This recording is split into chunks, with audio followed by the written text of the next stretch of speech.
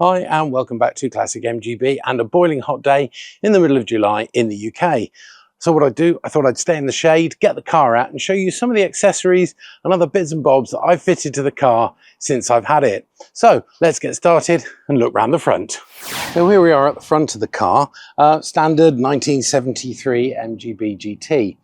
One of the first things I did was change the number plates. Now in the UK, the older number plates were silver on black.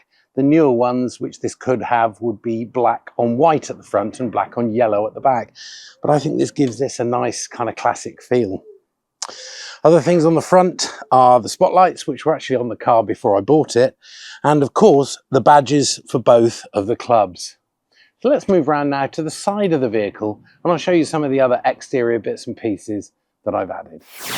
Now there's not many changes around the side really. There's mini light wheels, which I prefer to the Ross style wheels or the wire wheels, to be honest. I think wire wheels look absolutely brilliant, but I have to say they're a pain to clean. Now the other thing that I've done on the side is to put a smaller aerial in. It had one of those big telescopic ones which I thought looked a bit off, so I put one of these small ones in. That said, I don't really listen to the radio that much, but I guess it filled a hole. The other things I've done around the back, I've put a little chrome exhaust trim on, and I've got a locking petrol cap to avoid petrol being siphoned.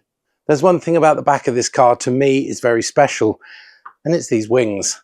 I had the same initials as my father, who sadly passed away many years ago, but he had these wings with his initials on every one of his cars, and so I'm continuing the tradition, and they're sitting proudly on the back of my Mgb-Gt. So let's have a look inside the boot. So here we are inside the boot or the hatchback. Now one of the big things I've done is actually removed the rear seats. So you can see it's still carpeted. The rear seats frankly were useless for anything else, and it's just given me a lot of extra luggage space. I've got rid of the backrest, I've got rid of the seat. I've obviously kept them in case anybody wants to put them back in, but it just gives you lots of space, and it's a very handy place to put something like a suitcase or something like that in there.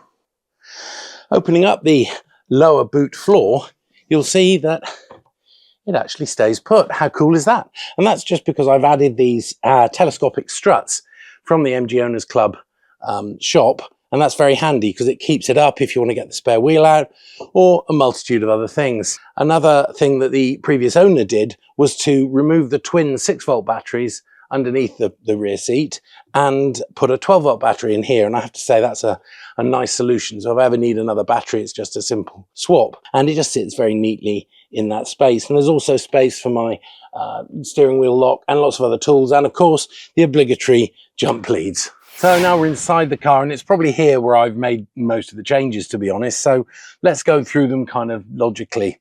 Steering wheels, if some of you have watched the earlier videos, I've ended up buying an awful lot of steering wheels, probably 4 in total. Various mount knees. I bought a cheap one at a show which broke. I ended up with a Motor-Liter. They are reassuringly expensive, but a really nice wheel, nicely finished. One of the key points though is that the boss is not the same as a mount knee. The mount knee has 8 screws, I think, and this has 9, I think, but they're in different positions. So you've got to change the boss, which can bring its own problems. So that's the steering wheel. Another thing I've done is improve the interior lighting. It's quite difficult to see on this bright day, but I've put a couple of LED strips underneath in the footwells, which kind of really help make it look good, you know, when you open the door. I've also put another strip light in the top here, and for the good reason that you'll see shortly. And I've replaced the ashtray, because I never smoke in it, with a little metal plate with a switch on it. Now all of this can be removed, so it can all be taken back to standard. But by pressing this little button, I get this nice interior light. One of the weaknesses, I think, of the MGB as a whole is that the interior light was pretty poor. That was the small one in the center console, which, as you'll see, I've replaced.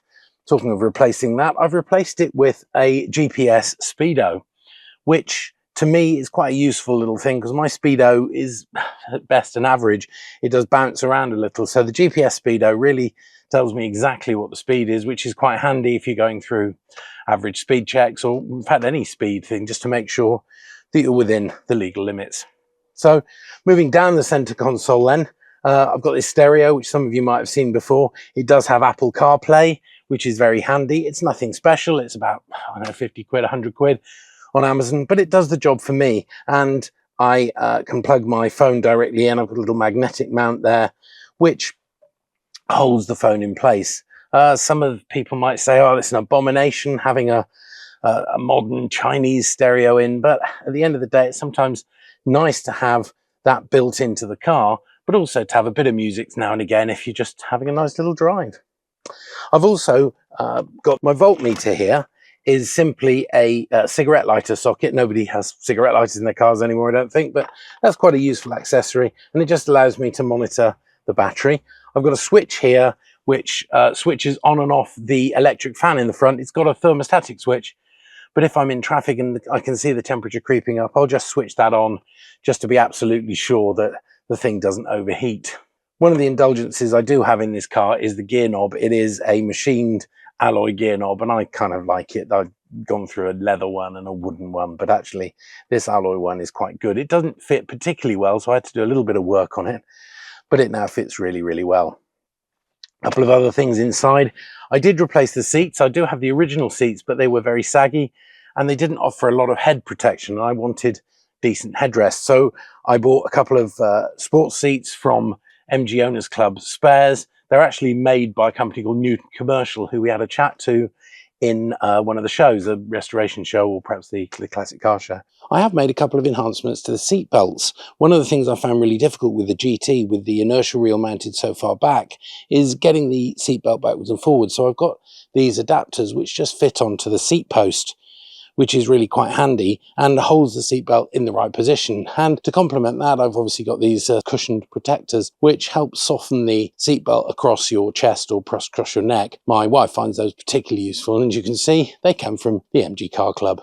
I've also got one of these. It's called a fire stick. I don't know if you come across it, but the idea is if you have a fire, you can strike this hard and it will give you a certain amount of fire extinguishing capabilities. I really, really hope I never have to use that, but if I do, well, at least it's there. And the only other thing that probably I should mention about this car is that with the pedal arrangement as it was a standard, heeling and towing was a little bit different. And, you know, everybody loves to do a bit of double declutching and heel and towing. So what I've done is I took the Paddy Hopkirk pedal that was designed for the older type of accelerator pedal and adapted it so it fitted on this pedal. Because I wasn't that confident, I did actually buy a used one. So I've still got my original just in case I messed it up. But it seems to work really well, and it brings the accelerator and the brake a little bit closer together, which makes it easier to heel and tow. It's certainly useful if sometimes the car doesn't idle too well. You can give it a bit of a blip whilst keeping the brake on. And I think that's about it inside the car. So let's go and have a look under the bonnet. Underneath the bonnet, not a lot's changed performance-wise, but I've added a few bits and pieces. The silicon HT leads were recommended to me by Tim of Cambrian Classics.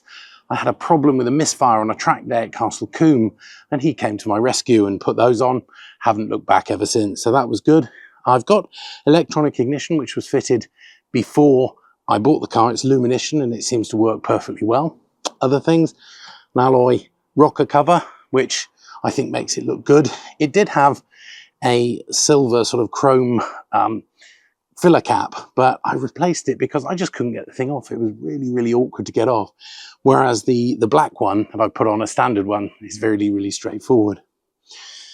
Moving across the engine bay, I've had the carbs tuned up. They were done on a rolling road a few years ago to work with the K&N filters, which I think look the part and certainly seem to improve performance once it had all been tuned. Those of you that watch the channel regularly will see that I've got lighting relays, so relays on all my lights, just to keep them working at maximum efficiency and not strain any of the old-fashioned wiring. And last but not least, I've got a Revitec fan, which is thermostatically controlled, which keeps the temperature under control on really hot days. So that's it, under the bonnet. So there you go, there's a brief rundown of the accessories and other bits and pieces I've put on my car. I have left it so that if somebody else wanted to put it back to standard, they could. Be really interested to know what sort of accessories and other bits and pieces you've put on your cars, so please leave us a note in the comments, or perhaps get in touch with us via email at hello@classicmgb.com. If you've enjoyed the video, please give it a like, give it a share, share it to anybody that you think might be interested, and of course consider subscribing to the channel, because those sort of things really help YouTube get our content out there. As always, many thanks for watching, and take care.